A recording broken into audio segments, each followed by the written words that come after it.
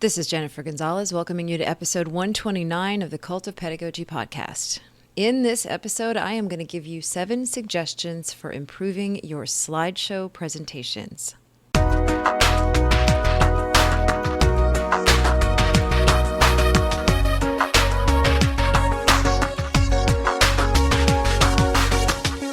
Okay, look, we need to have a talk. A lot of you are out there giving lectures, presentations, and workshops, and your slideshows need work. Maybe not all of them, but definitely most. I thought I got the message out there a few years ago when I urged people to read Presentation Zen, the book that forever changed my own slideshows, but I didn't have much of an audience back then, and since that time, I have seen far too many PowerPoints and other slideshow presentations that still appear to be suffering from some very fixable problems. So I am going back in. I have put together a list of 7 things you can do to make your slideshows better. A lot better. Before we get started, I would like to thank our sponsor, Learner's Edge, the leading provider in continuing education and professional development for educators. They offer affordable online continuing education graduate credit courses that have helped over 100,000 teachers meet their license renewal and salary advancement goals. When you complete a Learner's Edge online course, you'll get graduate credit from your choice of their accredited university partners. Countless teachers have applied what they learned in their Learner's Edge course to their classroom immediately, helping themselves and their students succeed. Best of all, you never have to step foot in a classroom for a Learner's Edge course because they're self-paced. You work on your course whenever and wherever you'd like, even at home in your PJs. When you're looking for professional development or continuing education, you can't go wrong with Learner's Edge. To get started, text LEARNERS to 33777 and get your promo code for 15% off of a course. That's texting LEARNERS to 33777, and that is for 15% off of a course. Support also comes from ViewSonic. ViewSonic transforms classrooms into immersive learning environments. Their education solutions drive engagement, energize and motivate students, and make teaching more fun. From Viewboard interactive displays and My Viewboard digital whiteboarding software to projectors and monitors, ViewSonic's award-winning solutions are here to help teachers stay connected and collaborate in their classrooms. To learn more, visit viewsonic.com/education. That's viewsonic.com/education. The Cult of Pedagogy podcast is part of the Education Podcast Network. The EPN family is the home of dozens of different podcasts, and each one is focused on education. Check out all of our shows at edupodcastnetwork.com. Okay, now, 7 things you can do to make your slideshow presentations a lot better. Here we go. Number 1, put it in presentation mode. I cannot count the number of times I have sat down to listen to a presentation and watched in horror as the presenter simply scrolled through the slides while still in editing mode, where the featured slide takes up about half the screen, the thumbnails of the other slides are visible on the left, and the editing toolbar is still visible across the top. No, no, no, no, no. In both PowerPoint and Google Slides, there is a button you can click to put your slide deck in presentation mode, where the entire screen is filled with just one slide and the animations work as they're supposed to. Doing this gives the audience a rich full-screen experience with each slide, one at a time, which is much more pleasing than looking at the back end of it all. To find presentation mode in PowerPoint, click Slideshow on the top menu, then choose From Beginning or From Current Slide. If you're in Google Slides, just go to the top right and look for the Present button.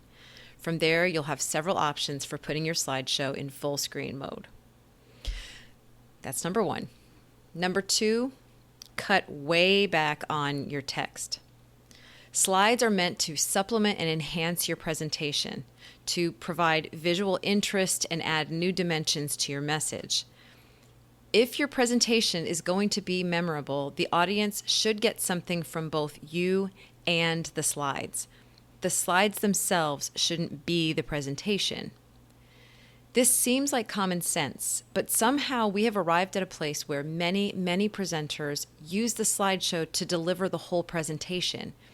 They put all the information on the slides and assign themselves the role of simply dictating that information to the audience. Once your audience realizes this is what you're going to do for every slide, they immediately start looking for ways to occupy their brains for the foreseeable future. I can hear your protests now, but I have information to give my audience. If it's not on the slide, they may not remember it. Even more importantly, I might not remember it either. Not to worry. Here are some specific ways that you can pull text off of your slides while still giving the exact same amount of information to your audience. I've got 3 suggestions, and this is all to reach the goal of having less text on your slides. The first thing you can do is shorten your bullet points. Instead of writing long sentences or phrases on your slides, try sticking to just short phrases. Then use the notes panel, which is usually along the bottom underneath where your slides are in the editing window. Use that notes panel to actually script out what you're going to say. You can either then print out the notes and keep that printout nearby while you present, or when you put your slideshow in presentation mode, in a lot of situations now, you should be able to set it up so that you can see the notes panel, but your audience can't. And this allows you to follow the script without reading directly off the slides.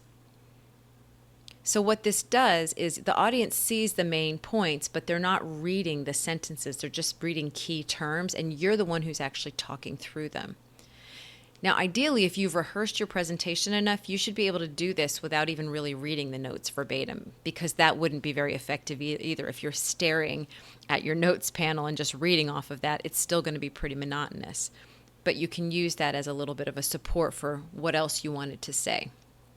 Okay, so that's one way to get less text on your screen. Another one is to just make more slides. So take one slide that has a lot of information and just spread that text over several slides instead of cramming it all together on one. In other words, instead of one slide that has maybe 5 bullet points, you could create a whole section of your presentation that has 5 different slides, each of which illustrates a separate item from that original bulleted list. It's okay to have a lot of slides. Your audience doesn't even have to know how many slides, and they're not even really going to notice it if you're sort of clicking through them and they're seeing different things on the screen as opposed to cramming everything into one slide.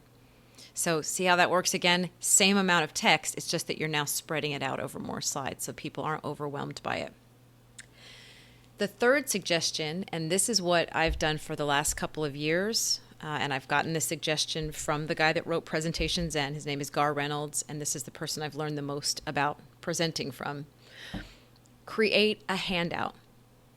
So many presenters and instructors, particularly at the university level, want to put lots of information on their slides so they can provide those slides to students or audience members after the presentation for reference. This is a recipe for awful slides. If you want your audience to be able to access your content later, provide a handout that summarizes your main points. You could use a paper handout, or you could create a PDF. And I like the PDF option better because then you can put hyperlinks in that to other resources, like maybe a video that you showed during your presentation, for example. To distribute a PDF handout, you would store it on a cloud-based platform like Google Drive or Dropbox. Now, this is if you're giving a presentation. If you're a professor or a teacher, then you would give it to students the same way you'd give a lot of other things electronically through Google Classroom or through another learning management system. But if you're presenting like a PD, or if you're going to speak somewhere, you can put that PDF in your own Google Drive or Dropbox, create a sharing link to that file, then shorten that link using a site like Bitly, which will take a really long, gross link and shorten it into something a lot more manageable. Or you could put that link inside a QR code, and you can go to a place like QR Code Generator to make them. It's very easy. You just paste the link in. It gives you the QR code, which is just one of those little barcode pictures. You download it. It's just a picture. And then you can put those on your slide. At the end of your presentation, you can put a QR code or a bit.ly link or both. And then the people in the audience can scan the code with their phone, or they can type in the bit.ly link into their phone, and they can grab that handout from you right then and there, right on their phones. So that's what I've been doing for the last couple of years, and it works out really well. So you can put lots and lots of stuff on that handout without having to put it all on your slides. Because even when people give slides out after a class or a presentation, it's kind of cumbersome having to go through that anyway. If you created something kind of separate that did a really nice job of summarizing your points, it wouldn't take up as much space as trying to download a person's whole PowerPoint presentation or even looking at one of those notes pages. So that's something to think about. Okay, so number 1 was putting your slideshow in presentation mode. Number 2 is cutting way back on your text on the slides. Number 3 is update your assets. One of the simplest ways to improve your slideshows, especially ones that you've been using for years now, is to just update your outdated artwork and fonts. So let's start by talking about the artwork. The clip art that so many of us used in the past is really starting to look out of date. And now we have so many free visuals available to us online. So there are 2 things that I would recommend that you try. You can do one or the other, or you could sort of do a combination of both, but I think I like the idea of sticking with one throughout a presentation. One is to use free stock photos, and there are lots and lots of sites that offer just free to use for anybody for any purpose photos, really good high quality photos of pretty much anything you are looking for. 2 that I use a lot are called Pixabay. It's Pixabay, and the other one is Unsplash. Pixabay is a little bit more sort of basic and standard, and Unsplash is a little bit more artsy. If you're looking for pictures of hipsters drinking coffee, Unsplash is the place to go for that. So stock photos is one really good way of sort of freshening up your presentation. And then another is to use icons. And these are sort of those flat, very simple illustrations. And this is almost what has replaced clip art now inside. And you can find these inside PowerPoint.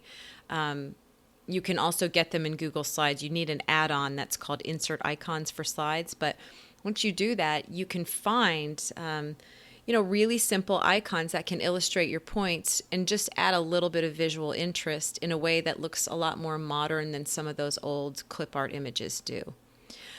If you do decide to use photos or images created by other people, be sure that you educate yourself about the legal and ethical use of images that you find online, because unless it's actually been marked as free to use for anybody, there are rules. And I actually wrote a blog post a couple of years ago about that, and I put a link to that over on the blog post that is associated with this podcast. Just go to cultofpedagogy.com, click podcast, go to episode 129, and you will find a link to that article. It talks all about all the different ways that you can find images and make sure that you're using them ethically. So that's the discussion of updating your artwork in your slideshows. And now let's talk about fonts. So you can literally download thousands of fonts for free now from sites like Dafont, Dafont. No idea if I'm saying it right, but that's what it is. And then you can install them right into PowerPoint if you're using that. If you're using Google Slides, they have almost 1,000 different fonts that they've licensed for use in all G Suite tools. So you can explore those too. So if you're still using something like Comic Sans or Arial or Times New Roman, some of those original fonts from way, way back in the day, this would be a good time to experiment with some new ones, because that can really, really freshen up the look of your slideshows without even changing the content of them. One word of warning is to just not go crazy. When it comes to the fun decorative fonts, only use those for things like titles or divider pages. Stick to the simpler, easier to read fonts for headings and body text. I've linked to an article that goes into a lot more detail about the philosophy behind choosing fonts and pairing them for presentations. It's really interesting if you're into that kind of thing. And if you feel like you're just behind the times on that, it would also really get you up to date, because a lot of the examples look very fresh and modern and nice. So updating those things can really, really help to make your presentation just look a lot more visually pleasing, especially since most people in your audience spend a lot of time on the internet, so they probably see a lot of updated artwork. So if they see one that was created in, say, 2002, it's going to look like it was created in 2002. All right. Number 4, create previews and signposts. It is difficult to sit through a presentation when you really have no idea how long it's going to be or how many major points are going to be covered.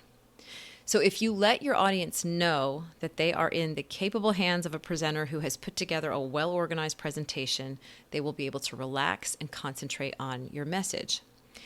You can accomplish this by offering a preview of your presentation at the beginning. This can be a simple slide that just lists the major topics that you're going to cover.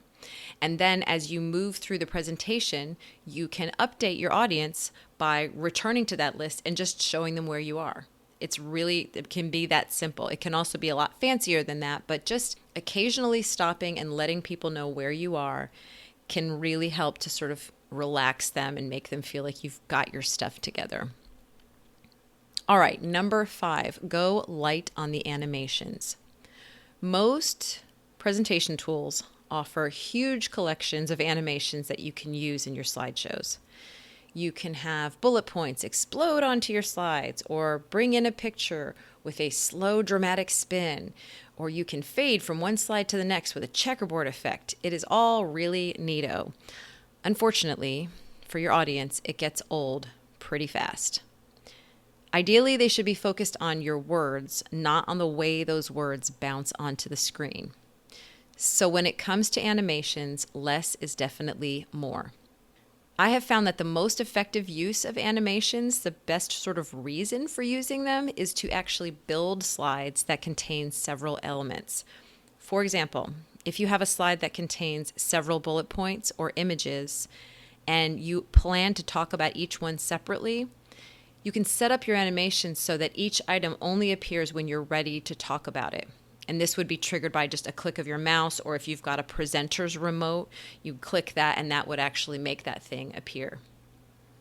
And in the blog post, I've actually got a link to the presenter's remote that I've been using for years and years. It was $15. It's really, very reliable. And so if you've never had one of those and you would like one, I got a link to that. So setting up your animations this way, it keeps your audience from reading ahead so they can focus only on the point that you're currently talking about. And when you do this animation, by the way, just use something simple. On PowerPoint, an animation that I like to use for this is just the fade animation. It's just really simple. The item just fades in, not even really slowly, because that also would be annoying. There's also one that's just appear. It just pops onto the screen and that's it. Those two do the trick really nicely for that type of animation. I would not do anything crazy or fancy. All right, number 6 is keep things consistent. Within each slide and from slide to slide, do whatever you can to keep your elements consistent with each other. Doing this is going to make your presentation look much more professional, and this is going to give you more confidence as a speaker, and it will give your audience a lot more confidence in you. So the elements that I'm talking about are fonts, for example. Stick with one style for your headings and one for your body text, and make that throughout the entire slideshow. You could do a third one for your more decorative elements like the large titles or divider pages. Ideally, these elements are going to be the same size from page to page if possible. Another element to keep consistent is colors. If you can just choose a few colors for the whole slideshow and keep those the same throughout, again, it's going to give things a nice, consistent look. And then also consider some other design elements. For example, if you're using photographs and you make a couple of them black and white, consider making them all black and white throughout. Or if you've got a certain style, that's a really distinctive style, see if you can consider getting a similar style for your other photos throughout the presentation as well. If you're using icons in one part of the presentation, think about maybe using similar color and style icons throughout so that everything stays consistent. This is just one of the ways that you can make things look really professional. So to review, before I do number 7, first is put your presentation in presentation mode, cut way back on your text. Number 3 is update your assets. Number 4, create previews and signposts. Number 5, go light on the animations. 6, keep things consistent. And number 7 is proofread out loud. This is one of the hardest things to make yourself do, but it is probably the thing that'll make the biggest difference. Go through your slides and read them out loud. And no, reading it carefully in your head is not the same. Do it out loud. I promise you will catch at least one error. Now, this is not the same as practicing your presentation. That you should definitely do multiple times if you want to do a good job in front of an audience. But a lot of times we don't say the same things that are on our slide. In fact, we shouldn't be saying the exact same things that are on our slide because that would be reading our slides to our audience. So if you really want to catch those embarrassing errors, those spelling, punctuation, other mechanical errors, the only way to find them is to read your slides out loud. So that is my final tip. The expression death by PowerPoint has always bothered me, mostly because I don't think PowerPoint deserves its crappy reputation. We are the ones who did this. But really, it's just a couple of bad habits that are easy enough to break with a little more awareness. Now, before I go, I want to let you know that I have just created a set of 4 slideshow templates that you might want to get for yourself. Their names are Blackboard, Crisp, Paper, and Ribbons, and they are available in PowerPoint for Windows and Google Slides. Each one contains 27 different slide designs, including the kind of preview slides I talked about in this episode, collage slides for photos, and some pretty nice divider pages. Also, each template comes with a separate template for a 2-page handout that is styled to look just like the slideshow, so that you could create a PDF handout to accompany your slideshow presentation. The templates also come with a collection of video tutorials that show you exactly how to customize them for your use. So, for links to these templates, along with the other resources I mentioned in this episode, like the book Presentation Zen and the presenting remote I recommended, visit cultofpedagogy.com, click podcasts, and choose episode 129. To get a weekly email from me about my newest blog posts, podcast episodes, and products, sign up for my mailing list at cultofpedagogy.com/subscribe. Thank you so much for listening, and have a great day.